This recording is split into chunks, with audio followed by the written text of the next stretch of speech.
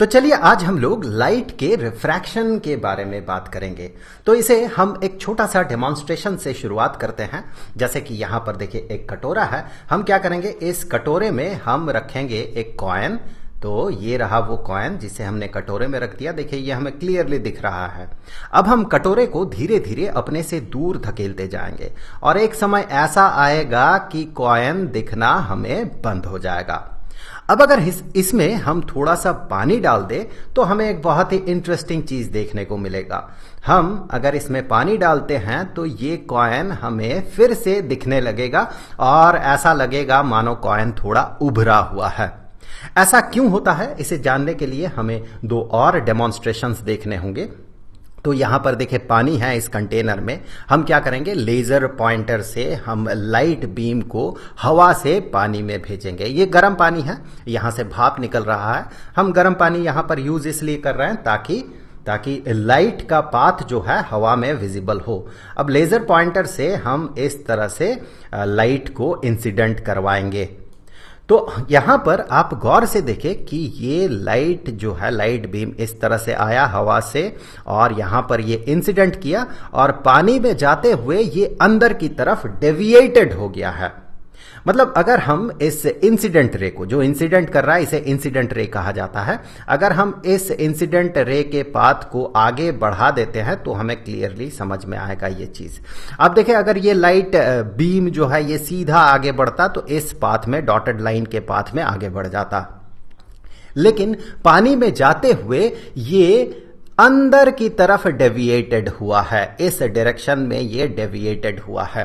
अंदर बाहर कहने से मेरा मतलब ये है कि अगर इस पॉइंट में, जिस पॉइंट में लाइट इंसिडेंट कर रहा है पानी के सरफेस में, इस पॉइंट में अगर पानी के सरफेस में हम एक नॉर्मल ड्रॉ करते हैं, एक नॉर्मल मतलब यहां पर 90 डिग्री का एंगल होगा, एक नॉर्मल अगर हम ड्रॉ करते हैं तो फिर हम ये पाएंगे कि पानी में जाते हुए लाइट बीम नॉर्मल की तरफ डेविएटेड हुआ है, जिसे हम कहते हैं अंदर की तरफ डेविएटेड हुआ है।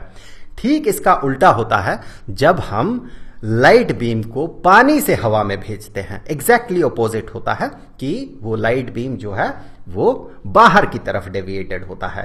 तो देखिए यहां पर इस कंटेनर में पानी है और हम क्या करेंगे, लेजर पॉइंटर से इस तरह से हम लाइट को इस सरफेस में इंसिडेंट करवाएंगे। अब देखिए लाइट बीम ऐसा आगे बढ़ा आगे बढ़ा आगे बढ़ा, अब यहां से ये हवा में जाना शुरू करता है। अब गौर करें, यहां पर आपको एक डॉट दिख रहा है, मतलब लाइट जो है यहां से बाहर निकला और यहां पर जाके ये कंटेनर के सरफेस में इंसिडेंट कर रहा है। तो अगर हम यहां इस पॉइंट से, जहां पानी से ये निकला, इस पॉइंट से अगर इस पॉइंट को जोड़ देते हैं तो आपको क्लियरली दिखेगा कि अगर ये सीधा आगे बढ़ता तो इस पाथ में आगे बढ़ जाता। यहां पर आपको क्लियरली दिखेगा कि पानी से हवा में जाते हुए लाइट बीम जो है ये नॉर्मल से बाहर की तरफ डेविएटेड हो रहा है। अब यहीं से आपको जवाब मिलेगा, जो कटोरा वाला जो सिचुएशन था उस डेमोन्स्ट्रेशन में जो हमें कॉइन फिर से दिखने लगा, उसका आंसर आपको अब दिखेगा। देखिए यहां पर ये कटोरा है, इसमें हमने कॉइन रख दिया। कॉइन से निकला हुआ लाइट रेज जो है ये हमारे आंखों तक पहुंच रहा है और हम इसे देख पा रहे हैं। अब अगर हम कटोरे को धीरे धीरे दूर सरका दे तो एक समय ऐसा आएगा कि कॉइन से निकला हुआ कोई भी लाइट रे हमारे आंखों तक नहीं पहुंचेगा। इसका मतलब हम कॉइन को देख नहीं पाएंगे। लेकिन जैसे इसमें पानी डाला जाएगा तो पानी से हवा में जाते हुए लाइट रेज जो है ये बाहर की तरफ डेविएटेड होगा। देखिए ये नॉर्मल है, अगर ये सीधा आगे बढ़ता तो इस पाथ में आगे बढ़ता और नॉर्मल से बाहर की तरफ डेविएटेड होगा, जिसके कारण कि लाइट रेज अब हमारे आंखों तक पहुंचेगा और हम कॉइन को फिर से देख पाएंगे और हमें लगेगा कॉइन उभरा हुआ है। कॉइन का पोजीशन थोड़ा सरका हुआ हमें अपीयर करेगा, लेकिन कॉइन हमें दिखने लगेगा। इस फेनोमेनॉन को, मतलब ये जो लाइट रे एक मीडियम से दूसरे मीडियम में जाते हुए डेविएटेड हो रहा है, इस फेनोमेनॉन को कहा जाता है रिफ्रैक्शन। Refraction of light.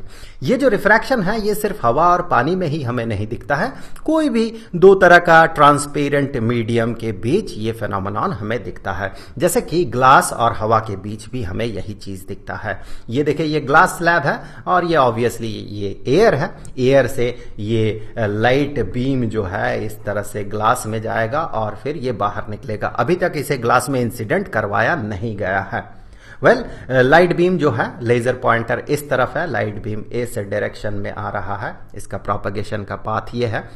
अब हम क्या करेंगे, अब हम इसे पॉइंटर को थोड़ा नीचे ले जाएंगे जिससे कि लाइट ग्लास स्लैब में इंसिडेंट करे। अब हो गया इंसिडेंट, यहां पर ये इंसिडेंट किया अब ग्लास स्लैब में, और आप क्लियरली ये देख पाएंगे कि इसके कारण क्या होता है कि लाइट का जो बीम है वो डेविएटेड हो रहा है। यहां पर आप गौर से देखें, हवा से ग्लास स्लैब में जाते हुए ये नॉर्मल की तरफ, ये नॉर्मल है, नॉर्मल की तरफ ये डेविएटेड हुआ। अगर ये सीधा आगे बढ़ता तो इस तरह से ये आगे बढ़ता, नॉर्मल की तरफ डेविएटेड हुआ है। और जैसे ही ग्लास स्लैब से ये बाहर निकला, आप गौर से देखिए, अगर सीधा जाता तो इस पाथ में जाता, ग्लास स्लैब से जैसे ही हवा में लाइट बीम गया तो ये नॉर्मल से दूर ये डेविएटेड हुआ। अब आप यहां से देखें, अगर हम ये जो है इसे इंसिडेंट रे कहेंगे, ये इंसिडेंट कर रहा है तो ये हो गया इंसिडेंट रे। और रिफ्रैक्शन के बाद ग्लास स्लैब में रिफ्रैक्शन के बाद जो ये रे बना ये हो गया रिफ्रैक्टेड रे, ये हो गया रिफ्रैक्टेड रे। और इसे हम एमर्जेंट रे कहते हैं, जो यहां से बाहर निकला। ये इंसिडेंट रे हो गया, ये रिफ्रैक्टेड रे हो गया, और जो यहां से बाहर निकलता है इसे एमर्जेंट रे कहा जाता है। सो ये हो गया एमर्जेंट रे, बाहर निकला, एमर्ज किया है, सो ये हो गया एमर्जेंट रे। यहां पर आप एक बहुत ही इंटरेस्टिंग चीज देखेंगे कि अगर हम इंसिडेंट रे को आगे बढ़ा देते हैं, इस तरह से प्रोपगेट कर देते हैं, अगर ये सीधा आगे बढ़ता तो इस डॉटेड लाइन के पाथ में आगे बढ़ता, तो आप एक इंटरेस्टिंग चीज पाएंगे कि ये जो एमर्जेंट रे है और ये जो इंसिडेंट रे है, ये दोनों एक दूसरे के साथ पैरेलल होता है। ऐसा क्यों होता है, इसे जानने के लिए आपको और भी बहुत सारी चीजें जानने की जरूरत है, जिसके कारण इस टॉपिक पे हम लोग आगे के किसी एक वीडियो पे बात करेंगे डिटेल्स में। अब देखिए ये जो रिफ्रैक्शन है, ये रिफ्रैक्शन कुछ नियम को फॉलो करता है, कुछ रूल्स को फॉलो करता है। चलिए, ये रहा इंसिडेंट रे, ये फिर रिफ्रैक्ट हुआ इस तरह से, और ये फिर इस तरह से एमर्ज कर गया। अभी फिलहाल आप सिर्फ इन दोनों रेज पे ध्यान दें, ये तो इंसिडेंट रे है, ये रिफ्रैक्टेड रे है, इन दोनों पे आप ध्यान दें और देखें क्या क्या नियम ये फॉलो करता है। सबसे पहले ये इंसिडेंट रे इस सरफेस पे, दोनों जो मीडिया है, ये जैसे कि एयर है और मान ले ये जैसे कि ग्लास है, इन दोनों मीडिया के जो बाउंड्री है, ये जो बाउंड्री है, इस बाउंड्री पे जिस पॉइंट पे ये इंसिडेंट कर रहा है, उस पॉइंट पे अगर हम एक नॉर्मल ड्रॉ करें तो फिर इंसिडेंट रे, रिफ्रैक्टेड रे और नॉर्मल, इंसिडेंट रे, ये इंसिडेंट रे हो गया, ये रिफ्रैक्टेड रे हो गया, और ये जो नॉर्मल है, ये तीनों एक ही प्लेन में रिसाइड करता है। ये रहा वो प्लेन, इसी एक ही प्लेन में ये रिसाइड करता है। ये हो गया फर्स्ट लॉ ऑफ रिफ्रैक्शन की इंसिडेंट रे, रिफ्रैक्टेड रे और नॉर्मल वो एक ही प्लेन में वो लाई करता है, मतलब रहता है। अब देखिए यहां से आगे बढ़ते हैं और जो दूसरा लॉ ऑफ रिफ्रैक्शन है उस पे बात कर लेते हैं। इसके लिए आप देखिए ये जो इंसिडेंट रे है, ये नॉर्मल के साथ जो एंगल बनाता है उस एंगल को कहा जाता है एंगल ऑफ इंसिडेंस, जिसे कि आई से, नॉर्मली आई से डिनोट किया जाता है। और ये जो रिफ्रैक्टेड रे है, ये नॉर्मल के साथ जो एंगल बनाता है इसे कहा जाता है एंगल ऑफ रिफ्रैक्शन, जिसे कि आर से, नॉर्मली आर से डिनोट किया जाता है। यहां पर आई और आर के बीच एक बहुत ही खूबसूरत रिलेशन होता है कि sine of i divided by sine of r, that is a constant. इसका मतलब यह है कि आई को अगर हम इस केस में आई को अगर हम थोड़ा चेंज भी करते हैं तो आर अपने आप इस तरह से एडजस्टेड हो जाएगा कि ये जो रेशियो है sine of angle of incidence और sine of angle of refraction, इन दोनों का जो रेशियो है ये एक कांस्टेंट वैल्यू हमें देगा। ये कांस्टेंट डिपेंड करता है कौन से दो मीडिया की बात किया जा रहा है, जैसे कि यहां पर एयर और ग्लास है, इस पे वो डिपेंड करता है। और साथ ही साथ ये कांस्टेंट जो वैल्यू निकल के आएगा ये इस पे भी डिपेंड करता है कि जो लाइट इंसिडेंट कर रहा है उसका वेवलेंथ कितना है, मतलब उसका कलर क्या है, ये इस पे ये डिपेंड करता है। इसका मतलब यही बनता है कि I और R का value for a pair of media, I और R का वैल्यू इस तरह से एडजस्टेड रहता है कि दोनों का साइन वैल्यूज का जो रेशियो होता है वो रेशियो एक कांस्टेंट वैल्यू देता है। जैसे कि मान ले कि अगर ये एयर है और ये क्राउन ग्लास है, ग्लास बहुत तरह का होता है, लेट अस से ये क्राउन ग्लास है, तो ये कांस्टेंट का वैल्यू नियरली 1.5 निकल के आएगा। अगर ये ग्लास नहीं है, सपोज ये वाटर है, पानी है, तो फिर यहां पर कांस्टेंट का वैल्यू 1.33 निकल के आएगा। सो I कुछ भी हो, R अपने आप को कुछ इस तरह से एडजस्ट करेगा कि यहां पर ये एक कांस्टेंट वैल्यू देगा। यहां पर मान लेते हैं कि ये जो फर्स्ट मीडियम है इसे हम मीडियम 1 नाम दे रहे हैं, जो कि एयर है हमारे एग्जाम्पल के हिसाब से, और दूसरे मीडियम को मीडियम 2 नाम दे रहे हैं। तो फिर ये जो कांस्टेंट है इसके लिए हम एक नाम यूज करते हैं जिसे कि कहा जाता है रिफ्रैक्टिव इंडेक्स। इसे लेटर N से डिनोट किया जाता है और इसे इस तरह से कहा जाता है कि refractive index of second medium with respect to first medium. मतलब ये बना कि ये जो रिफ्रैक्टिव इंडेक्स है, ये रिफ्रैक्टिव इंडेक्स उस मीडियम का होता है जिस मीडियम में रिफ्रैक्टेड रे प्रोपगेट कर रहा है। हमारे एग्जाम्पल के हिसाब से ये अगर एयर है और ये मीडियम अगर ग्लास है, तो हम यहां पर ये जो कांस्टेंट निकल के आएगा हम इसे कहेंगे रिफ्रैक्टिव इंडेक्स ऑफ ग्लास, क्योंकि रिफ्रैक्टेड रे ग्लास में प्रोपगेट कर रहा। Refractive index of glass with respect to air, क्योंकि इंसिडेंट रे जो है ये एयर में प्रोपगेट कर रहा है। अगर यहां पर ग्लास के जगह पानी होता तो फिर हम ये जो वैल्यू 1.33 निकल के आता इसे हम कहते हैं refractive index of water with respect to air. यहां पर ये जो रिफ्रैक्टिव इंडेक्स है इसे एक और तरीके से रिप्रेजेंट किया जा सकता है, मतलब ये जो रेशियो है इसे एक और तरीके से रिप्रेजेंट किया जा सकता है, वो है कि refractive index of second medium with respect to first medium is equal to speed of light in medium 1, इस मीडियम में लाइट का जो स्पीड है, divided by speed of light in medium 2, मतलब इस दूसरे मीडियम में, जिस मीडियम में रिफ्रैक्टेड रे प्रोपगेट कर रहा उस मीडियम में लाइट का स्पीड। यहां पर मैं आपको बता दूं लाइट का स्पीड वैक्यूम में सबसे ज्यादा होता है, नियरली 3 × 10⁸ मीटर पर सेकेंड। इसे आप 3 लाख किलोमीटर पर सेकंड भी कह सकते हैं। मैं 3 लाख किलोमीटर कह रहा हूं, साथ ही साथ मीटर की जगह किलोमीटर भी कह रहा हूं, ये ध्यान दें। सो 3 लाख किलोमीटर पर सेकंड ये वैक्यूम में लाइट का स्पीड होता है नियरली। हवा में भी लाइट का स्पीड लगभग इसी के बराबर होता है। जो डिफरेंस है ये बहुत माइन्यूट डिफरेंस है, तो हम हवा में भी लाइट का स्पीड कहते हैं 3 × 10⁸ मीटर पर सेकंड। बाकी जो मीडिया है जैसे कि ग्लास हो गया, फिर पानी हो गया, इन सब में जो लाइट है इसका स्पीड स्लो हो जाता है, इसका स्पीड कम हो जाता है, लाइट स्लो हो जाता है।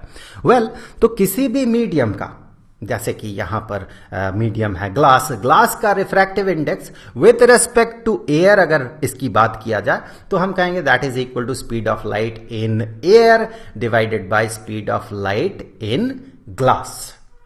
अब देखिए ये जो मुड़ना है रिफ्रैक्शन के कारण, ये जो लाइट रे मुड़ रहा है, इसके पीछे जो फंडामेंटल रीजन है वो फंडामेंटल रीजन आपको यहां से मिलता है कि दो अलग अलग मीडिया में लाइट का स्पीड अलग अलग होता है।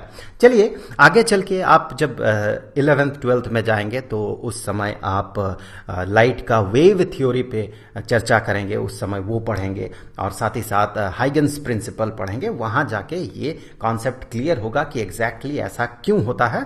फिलहाल के लिए हम लोग एक अंदाजा लगाने के लिए एक चलिए छोटा सा एनिमेशन देख लेते हैं कि लाइट जो है वेव की तरह इस तरह से प्रोपगेट करते हुए आया और दूसरे मीडियम में इस तरह से प्रोपगेट करते हुए आगे बढ़ गया। तो जैसा कि हमने देखा था हमारे एग्जाम्पल के हिसाब से ये एयर है और ये कोई दूसरा मीडियम है, लेट अस से ग्लास है। तो फिर हमने जैसे देखा था कि एयर में लाइट का स्पीड बहुत ज़्यादा होता है with respect to other media. So यहाँ पर ग्लास के रेस्पेक्ट में एयर में लाइट का स्पीड काफ़ी ज़्यादा होगा। उसके कारण देखें इस तरह से लाइट वेव की तरह आगे बढ़ते हुए आया आया आया। अब यहां से आप देखें, यहां से लाइट जो प्रोपगेट करते हुए आगे बढ़ेगा वो किस मीडियम में बढ़ेगा? ग्लास में बढ़ेगा। और वहीं पर यहां से वेव जो आगे बढ़ते हुए इस जगह तक पहुंचेगा वो किस मीडियम में होगा? वो एयर में होगा। सो ये प्रोपगेशन जो है ग्लास में हो रहा है, ये प्रोपगेशन एयर में हो रहा है। तो ये किस स्पीड से आगे बढ़ रहा है? ये ग्लास में लाइट के स्पीड से आगे बढ़ रहा है, let's say that is v sub g। और यहां पर एयर में लाइट के स्पीड से वेव आगे बढ़ रहा है, let's say that is v sub a। Obviously ये जो v sub a है ये बड़ा होगा v sub g से, क्योंकि एयर में लाइट का स्पीड सबसे ज्यादा होगा। वैसे तो वैक्यूम में होता है एयर में उसका स्पीड लगभग उसी के बराबर होता है। ये मैक्सिमम होता है वैक्यूम में लाइट का स्पीड। बाकी मीडिया जैसे कि ग्लास, वाटर, ये सब में लाइट का स्पीड कम हो जाता है। तो ऑब्वियसली ये जो va है ये vg से ज्यादा होगा। तो यहां से आप अंदाजा लगा सकते हैं ये जो है यहां से यहां तक पहुंचने के लिए ये डिस्टेंस कम ट्रैवल करेगा, जबकि यहां से यहां पहुंचने के लिए ये डिस्टेंस ज्यादा ट्रैवल करेगा। एक बार इसी चीज को आप इस तरह से देखें, ये एक वेव आ रहा है देखिए इस तरह से, तो यहां और यहां डिस्टेंस सेम है, यहां भी डिस्टेंस सेम है, यहां और यहां भी डिस्टेंस सेम है। लेकिन अगर समहाउ ये डिस्टेंस को हम चेंज कर देते हैं, जैसे कि यहां से यहां डिस्टेंस कम हो और यहां से यहां डिस्टेंस ज्यादा हो, फिर आप क्लियरली देख पाएंगे कि वेव जो है ये वेव अपना डायरेक्शन को चेंज कर लिया। इस तरह से लाइट आगे बढ़ रहा था और यहां से फिर ये इस तरह से मुड़ गया। सो ये जो है रिफ्रैक्शन का फंडामेंटल रीजन है कि लाइट का स्पीड अलग अलग मीडिया में अलग अलग होता है, जिसके कारण कि वेव थ्योरी से इसे प्रूव किया जा सकता है कि जिसके कारण कि लाइट जो है ये एक मीडियम से दूसरे मीडियम में जाते हुए ये मुड़ जाता है, जिसे कि हम रिफ्रैक्शन कहते हैं। तो हमने ये देखा कि रिफ्रैक्टिव इंडेक्स किसी एक मीडियम का with respect to other medium ये होता है sine of angle of incidence divided by sine of angle of refraction. साथ ही साथ इसे ऐसे भी रिप्रेजेंट किया जा सकता है कि speed of light in medium 1 divided by speed of light in medium 2। अब हम लोग ये जो रिफ्रैक्टिव इंडेक्स है इस पे हम लोग आगे के एक वीडियो में डिटेल्स में चर्चा करेंगे कि एक मीडियम, जैसे कि ये मीडियम 1 है एयर, मीडियम 2 है ग्लास, तो फिर एक मीडियम 2 में रिफ्रैक्टिव इंडेक्स या उसका refractive index with respect to medium 1, इसके साथ refractive index of medium 1 with respect to medium 2, इन दोनों का क्या रिलेशन होता है इस पे भी हम लोग अगले वीडियो में चर्चा करेंगे। वैसे इन दोनों के बीच रिलेशन बहुत इंटरेस्टिंग होता है कि n या refractive index with of medium 2 with respect to medium 1 that is equal to 1 divided by refractive index of medium 1 with respect to medium 2। तो ये जो डेरिवेशन है इस पे भी हम लोग नेक्स्ट वीडियो में बात करेंगे। रिफ्रैक्टिव इंडेक्स पे हम लोग डिटेल्स में चर्चा करेंगे। फिलहाल के लिए चलिए दो बहुत ही इजी या फिर कहें इंटरेस्टिंग न्यूमेरिकल प्रॉब्लम सॉल्व कर लेते हैं, ताकि ये जो कॉन्सेप्ट है रिफ्रैक्टिव इंडेक्स का, ये कॉन्सेप्ट आपका क्लियर हो जाए और ज्यादा क्लियर हो जाए। उससे पहले, जैसे कि हमने इससे पहले बात किया है, वाटर और क्राउन ग्लास का रिफ्रैक्टिव इंडेक्स 1.33 और 1.5 नियरली 1.5 होता है। ये हम लोग बहुत ज़्यादा डे टू डे लाइफ में इसका यूज़ बहुत ज़्यादा है। जैसे कि पानी में जो रिफ्रैक्शन के कारण जो भी चीज़ें उभर कर आती है ये हम डे टू डे लाइफ में सबसे ज़्यादा देखते हैं। और क्राउन ग्लास दैट मीन इस ग्लास से जो लेंसेज है उन्हें बनाया जाता है। तो इन दोनों का use day to day life में बहुत ज़्यादा है, इसीलिए ये दो वैल्यूज़ जो है आपके लिए बहुत इंपॉर्टेंट है। आगे बढ़ते हैं, दो प्रॉब्लम्स हम सॉल्व करेंगे।